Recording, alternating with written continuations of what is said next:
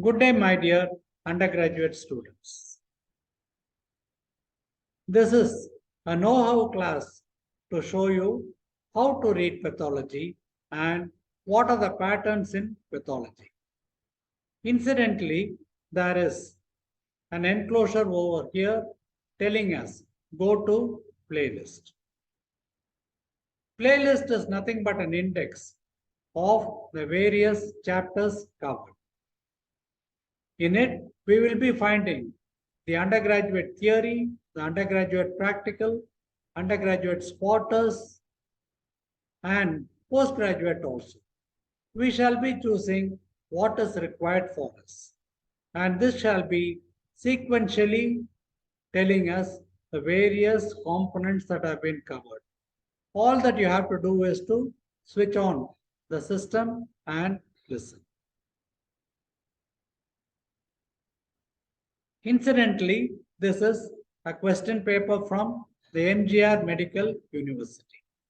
It is paper 2 and there is a question paper code that is given.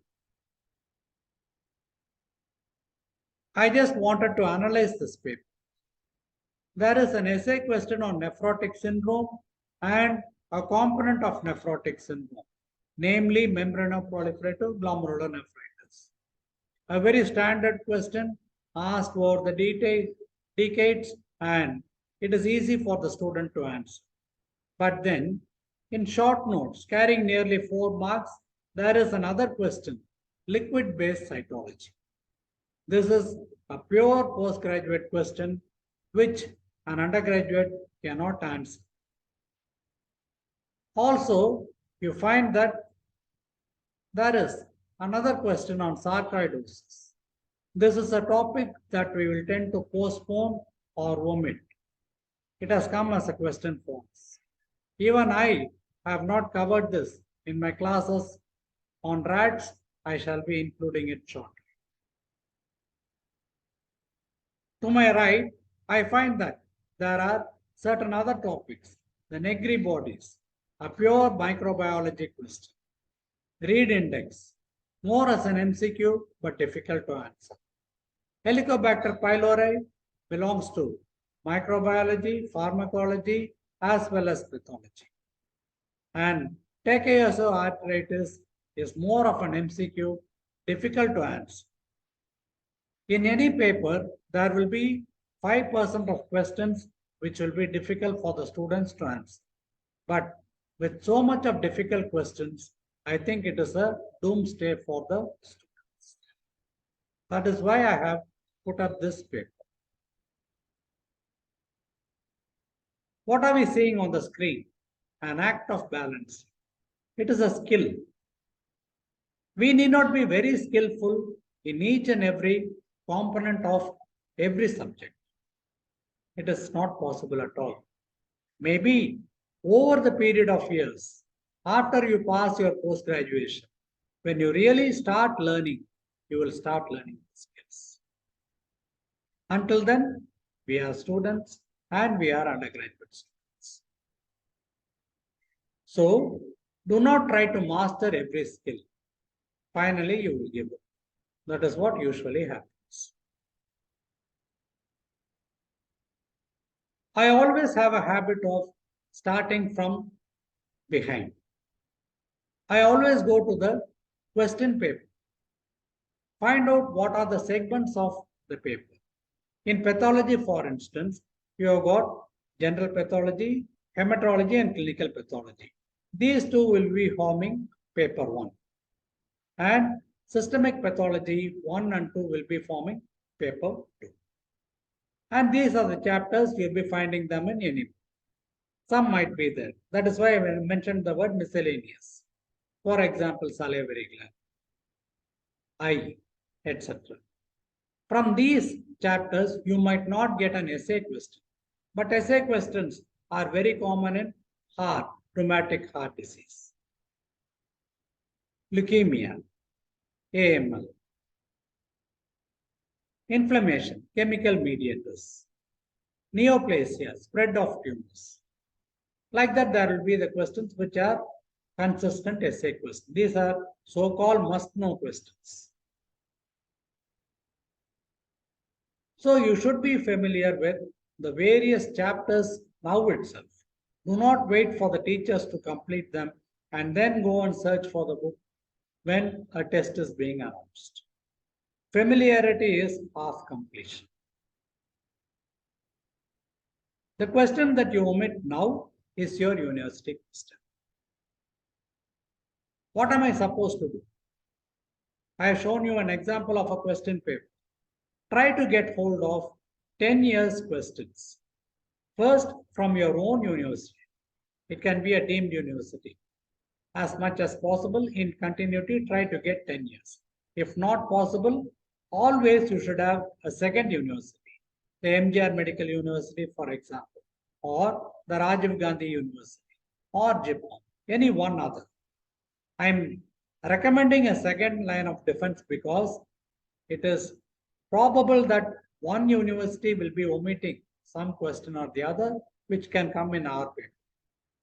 Therefore, we should not omit any questions and preferably two sources of questions 10 years in continuity. And you will be having your own question bank. It is not that downloading alone is not enough. Try to spend some time dividing them chapter wise. And in an ordinary notebook, a 40-page notebook, try to write the questions chapter wise.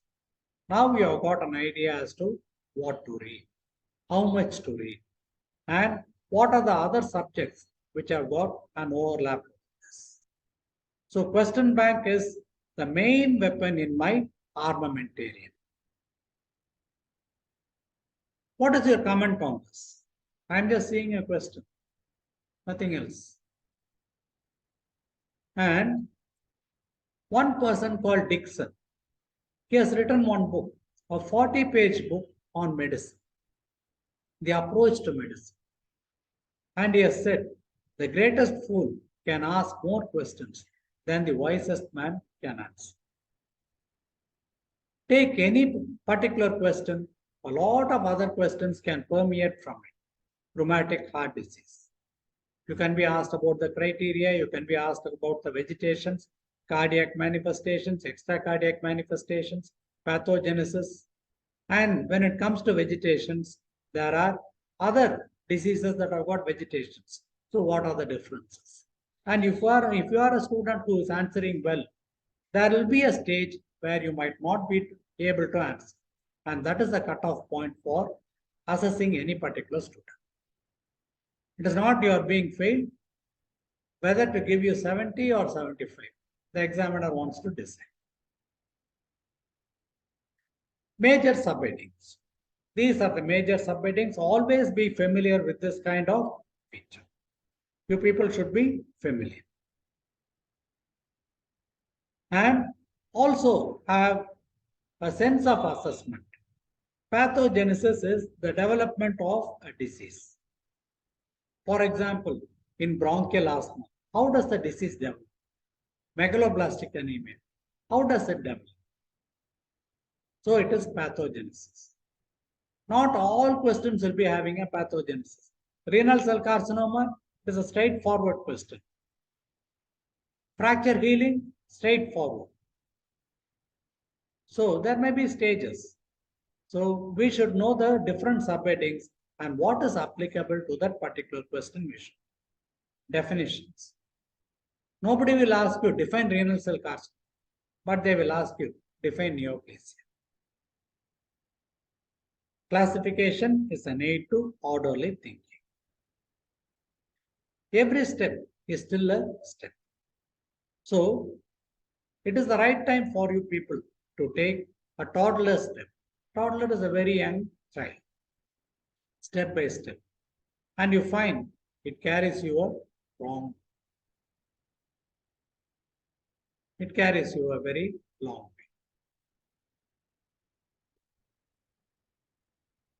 way. Every step is a step. And even if you are taking a toddler step, it will carry you a long way. This particular story, all of us, you find that there is a grasshopper. is playing the instrument, happily singing, whereas the ants are collecting the grains or whatever food is possible and they are carrying it, sweating it out. The grasshopper makes fun of it. And in winter, all of you know what happens. The ants eat what they have stored, whereas the grasshopper, it starves to death. So it is the time for us to assimilate and collect. Focus is the number one element of your success. You need not be reading 24 hours and then continuously for all the 365 days. But have a focus, have a sense of direction. What exactly to do? It may take maybe 15 minutes or half an hour or so, but then go in a direction step by step. Always remember your focus determines your reality.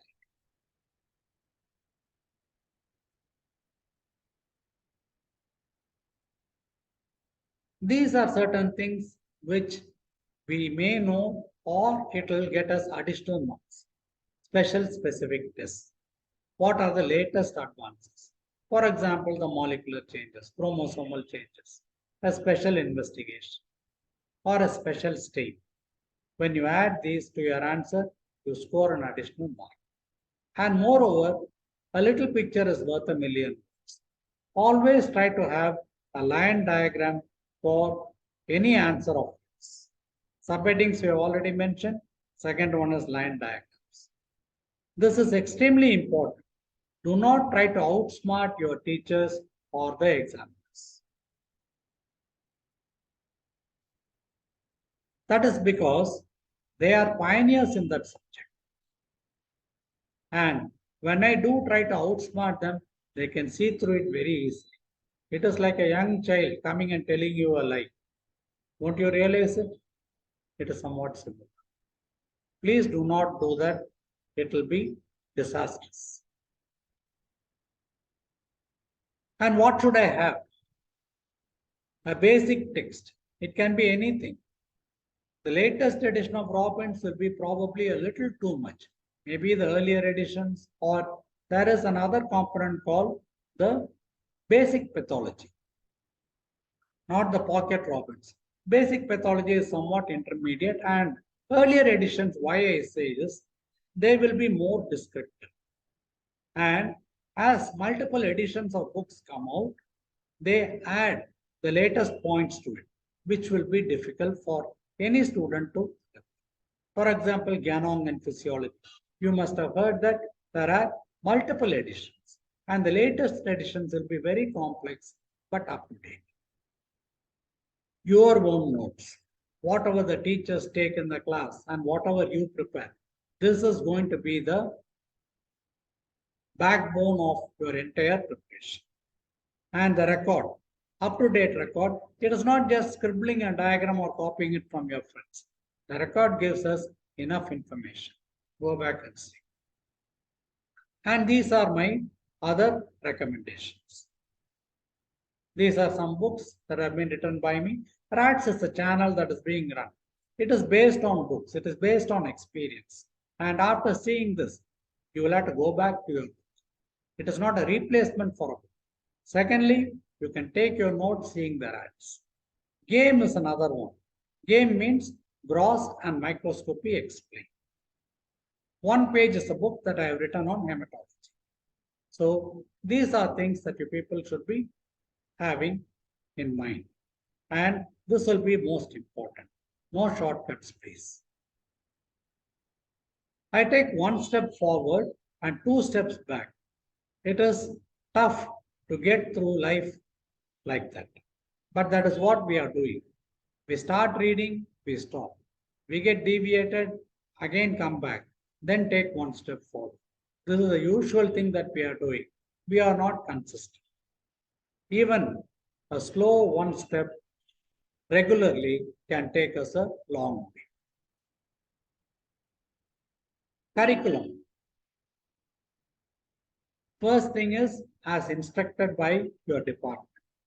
It has got pioneers, experienced teachers, enthusiastic juniors who are going to teach you. They are all willing.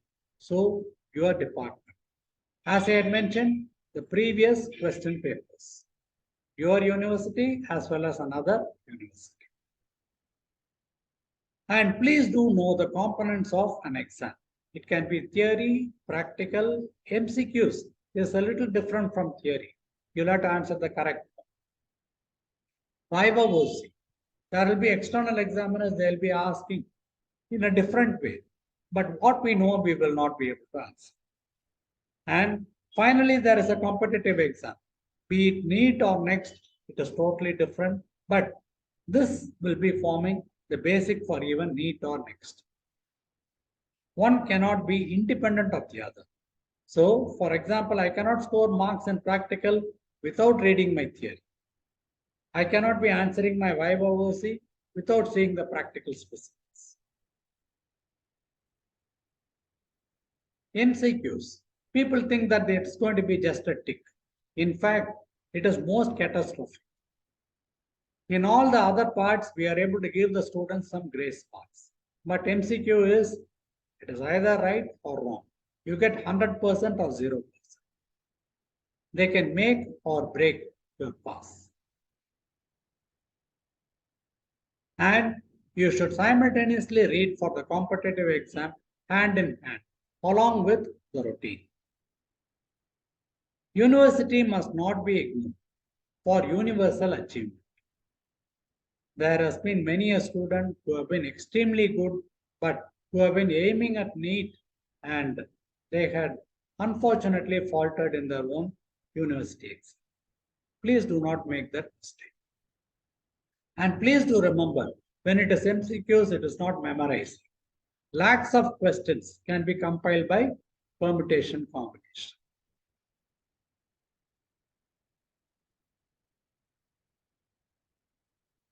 What are the basic blunders of the students? This, you know, I know. I have made this blunder as a student. Everybody does. Postponing, skipping classes, too many shortcuts. This is, I find, is the most dangerous trend in the students nowadays. Being over smart. Short-term goals. They try to memorize a few days before the test or the exam, not correlating. And choosing important questions. And remember, what you omit is going to be your question.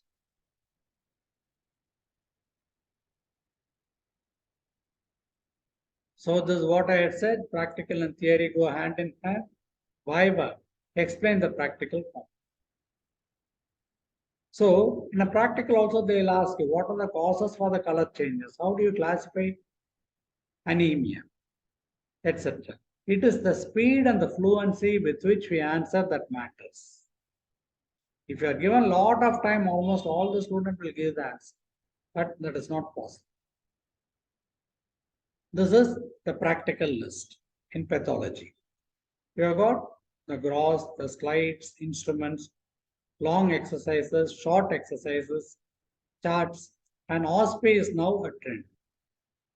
Objective, structured, practical examination.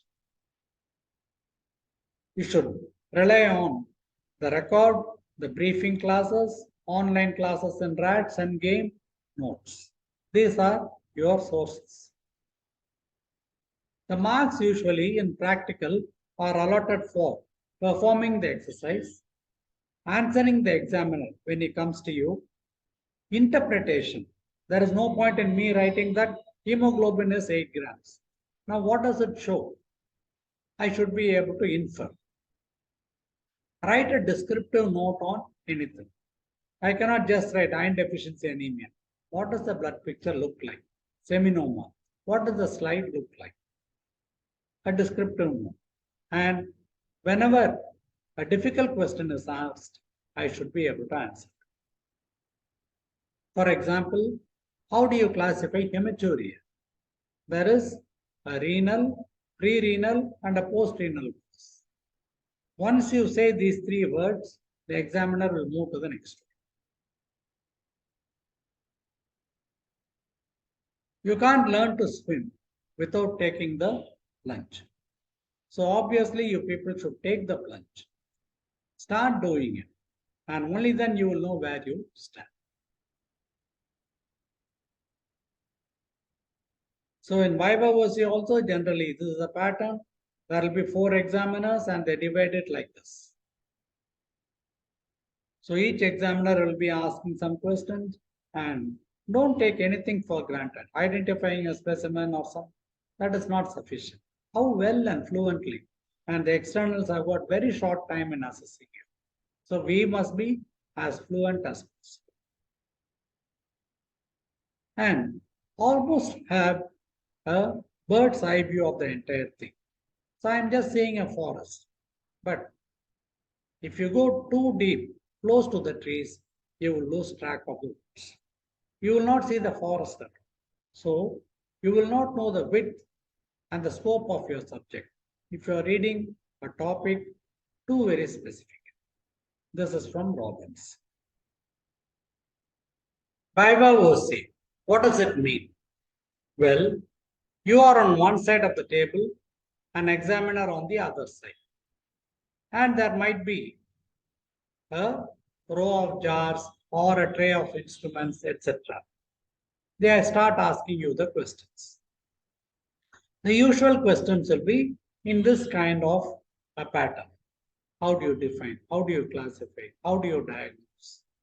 How do you confirm? What is the pathogenesis of this particular model? Do you have any differential diagnosis, etc.? So we must remember one thing. Every day they are going to assess about nearly 30 or 32 students. And the time given to me might not exceed 5 minutes. That itself is too much.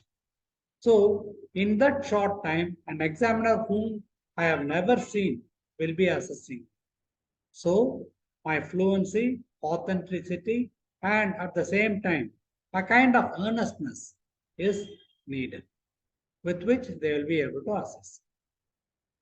Do not give controversial answers, and as I had mentioned earlier, do not try to outsmart the examiner.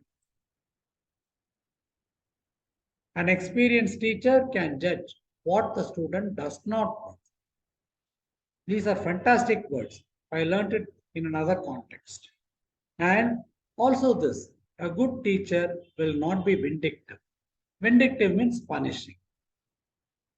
They will laugh through the ignorance of the student and yet award some mark for it. In general, nobody fails in a Viva OC, but it can help us score more marks. Please do have this in mind. Blunders of the students. Postponing. I have mentioned it in another context also. Not practicing hands-on. Slides, for example. Students keep taking pictures of it, clicking pictures. It goes into your cell phone and then again, maybe to the computer. But it does not go into your mind. You are not able to answer. You are not able to decipher out. Too much photography. Bad records. Please do remember, in the end, nothing will be there with you but your record. And you are desperately trying to turn the pages without knowing the particular diagram or answer. Not rehearsing.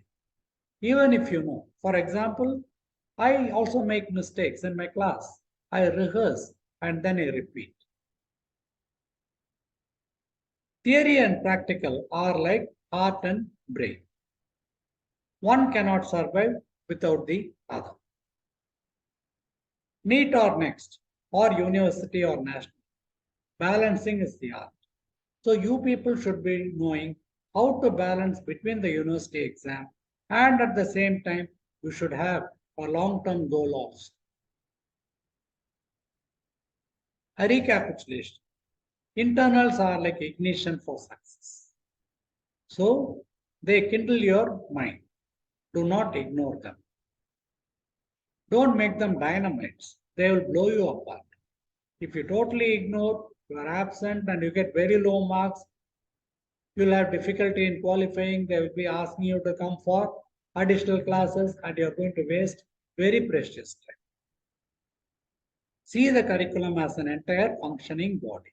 This is a very difficult concept for the student, but required. The question that you omit is your university question.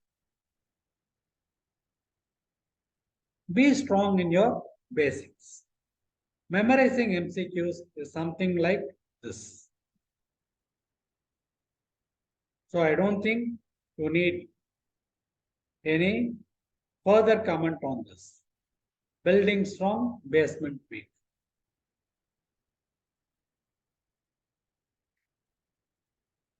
Remember the 7 R's. Again, I learned it from a person in a totally different context.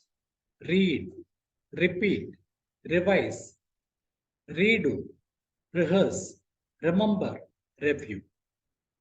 When you keep practicing this, reading means you need not know the answer at all. When you repeat, you might know something of it. When you revise, again, a greater percentage of it. When you redo, when you mark or you write, you come to know about 60 to 70%. And finally, when you review, you will be knowing 80%. All said and done, you will not be knowing 20%. That doesn't matter at all. If you know 50% of an answer, you are an excellent student. And these are the things. Repetition is the mother of knowledge. Regular and routine reading will be the base for competitive exams. Otherwise, strong building, weak base. Courtesy web pathology. Such a specimen can be there in a jar. Can you guess the probabilities of questions? This is a carcinoma colon. Fine. But then they can ask you about the etiology, about the morphology, how the left side differs from the right side. Why can't it be an ulcer? What are the different ulcers of the intestine? How does it spread if it is a tumor? And it will go on like that. At the same time, you people should decide what is important for a short term and for a long term. And read accordingly to that breadth and depth. The concept of teaching and learning can never be conquered by the teacher or the student. So these are all the various components, but what is the meaning of this particular one? I hope it is in place. So a student, you'll have to read pathology, the basic sciences, preclinical subjects for your NEET, etc.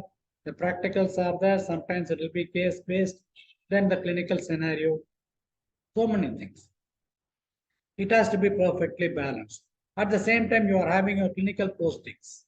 You cannot be ignoring it.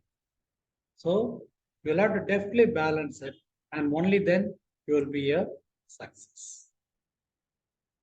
Bienvenidos. What does it mean? I do not know. Kindly find it for me. Thank you.